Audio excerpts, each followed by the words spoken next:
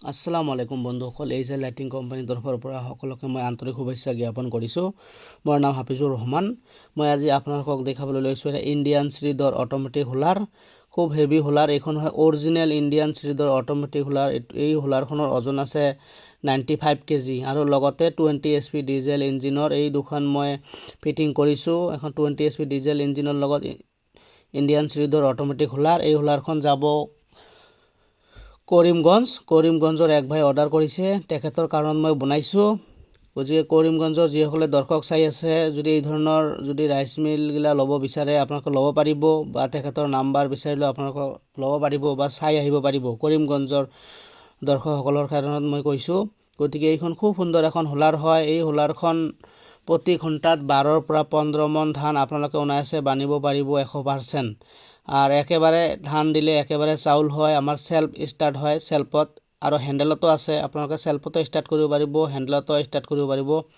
ইয়াত কোনো নখ দিব নালাগে, অটোমেটিক চাউল ফ্ৰেছ হৈ ওলাই আহে, একদম চাৰাই ফ্ৰাই হৈ ওলাই আহে। আপোনালোকে ডাইৰেক্ট ইয়াৰ পৰা চাউল লৈ ডাইৰেক্ট আপোনালোকে ভাত আনিব পাৰিব। গতিকে মোৰ ভিডিঅ' বনাত সিমান এক্সপিৰিয়েঞ্চ নাই, তথাপিও ভিডিঅ'গুলো মই আপোনালোকৰ ওচৰত দাঙি ধৰোঁ।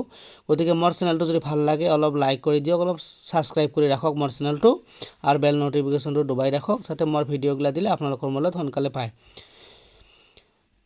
গতিকে এই ইঞ্জিনখনৰ নেট ওজন আছে 200 কেজি।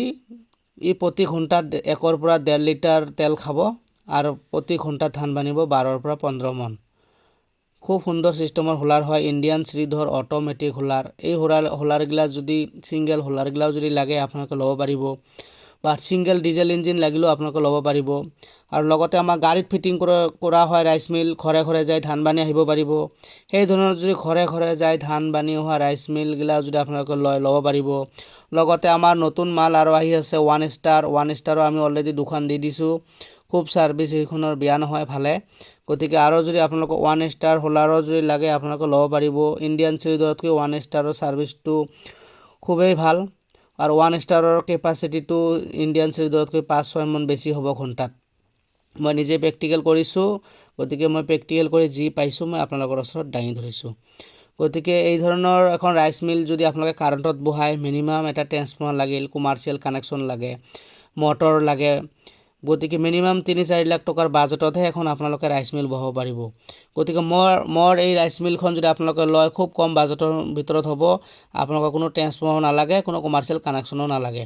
গতিকে এই ধৰণৰ ৰাইচ মিলগিলা যদি আপোনালোকক লাগে, অতি শীঘ্ৰে ডিছক্ৰিপশ্যনত দিয়া নম্বৰত যোগাযোগ